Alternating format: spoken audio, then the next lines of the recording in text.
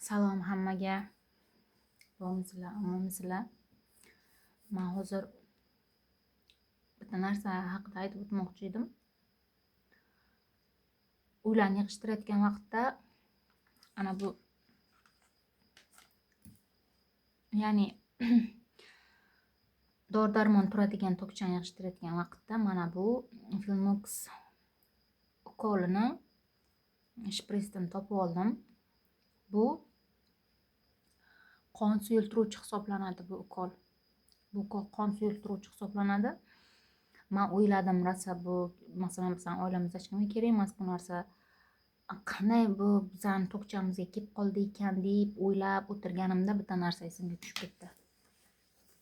O'tgan yili mana shu vaqtlarda bitta tanishim, qo'shnim homilador edi, farzandiga homilador edi. Bu 3-chi farzandi. Undan oldingi 2ta farzandi nobud bo'lgan.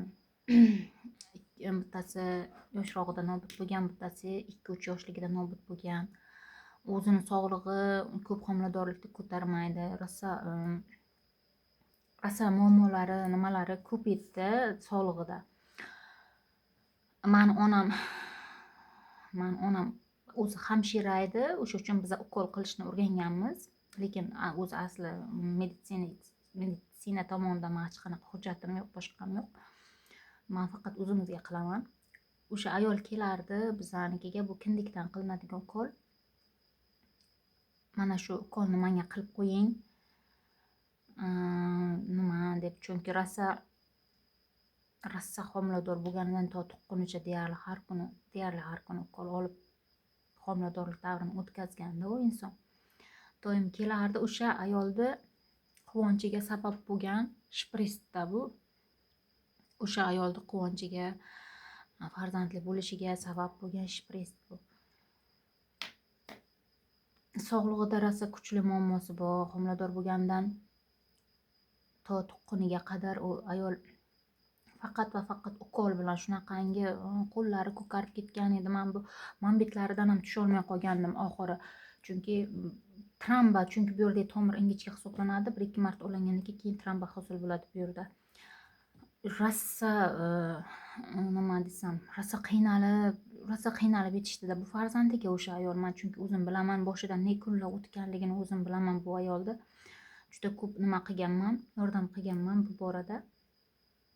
Men nima demoqchiman? Men demoqchi bo'lganim, o'ylab qoldim. Rosa analiz ko'p qilyapman hozirgi kunlarda ayollarimiz nimasini, hayotda taqdiri bo'yicha. Ayollarimizdan bitta narsani iltimos qilib qolaman. Hamma narsa o'z yo'ligida, farzandlarni borligiga, quvonchiga, farzandlarni baxtiga hech narsa teng kelmaydi-da. O'sha uchun mayli bir erkak ketsa ketsin, mayli borsin, aldasa aldab ketibdi, mayli Allohga topshiringlar, siqilmanglar, o'zlaringni asranglar. Iltimos ayollar, sizlardan uyda farzandlaring bor. Bu farzandni ne orzu umidda dunyoga keltirgansizlar. Ular rohatini ko'rishni xohlaysizlar.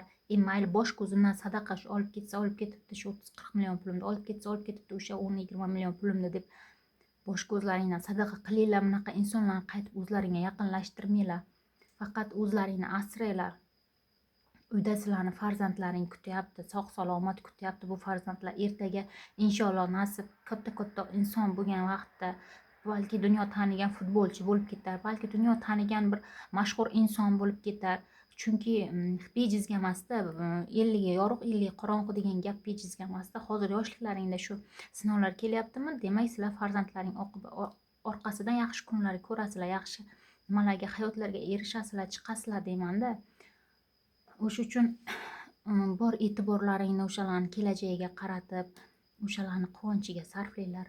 Mayli qo'yinglar, o'zlaringni siqib, ezib, yig'lab, sog'liqlaringni ketkazmanglar. Yaxshi hali farzandlaringda yaxshi kunlarni ko'rish uchun sog'liqlaringni asranglar ayollar. Chunki men bu farzandga erishish uchun qanchalik boshidan qancha qiyin kunlar o'tkazganini bilaman-da, o'zim guvoh bo'lganman bu insonda.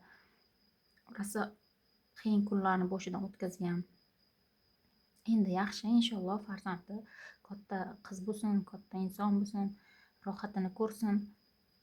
Lekin bir farzandni dunyoga keltirish uchun qanchalik qiyinchilikni bosib o'tgan ayol kim desa o'shani bemalol ko'rsatishim mumkin-da, chunki oilaviy jihatdan ham o'ylasa yaxshi emas edi. Tinch emas edi oilaviy jihatdan ham. Qaynona, qaynotasi unaqa qo'llamas edi. Davolanish uchun ham pulni qarzga dori ukollar olganini bilaman-da. O'sha uchun ayollarimiz o'zlaringiz asranglar. Mayli har qanaqa dayusdi, har qanaqa nima alfonsdi deb o'zlaringizni siqib qo'ymanglar. Kasallikka uchrab qolmanglar bironta. Farzandlaring uchun. Men farzandlarni juda yaxshi ko'raman. Men farzand desam ham borku, men chidab tura olmayman-da. Xohlamayman-da. Unaqa bir farzandni quvonchini evaziga, bir farzand kulgusini evaziga foydalanib, ertaga yashab ketayotgan, aldab ketayotgan insonlar eshitsam rosa jahlim chiqadi-da. O'sha uchun men o'ylab qolaman-da. Bunaqalar ham bor endi. Mayli bir marotaba Alloh sinabdimi, endi ikkinchi marotabasiga ehtiyot bo'linglar. O'zlaringni asranglar deyman-da. Kasal bo'lib qolmanglar, farzandlaring baxtiga sog' salomat ishlab, pullarni yig'ib, sharoitlarni qilib o'qitish uchun farzandlarni kelinglar. Kim uchundir balki foydali bo'lib qolar deb chiqaryapman-da bu nimamni videoyimda.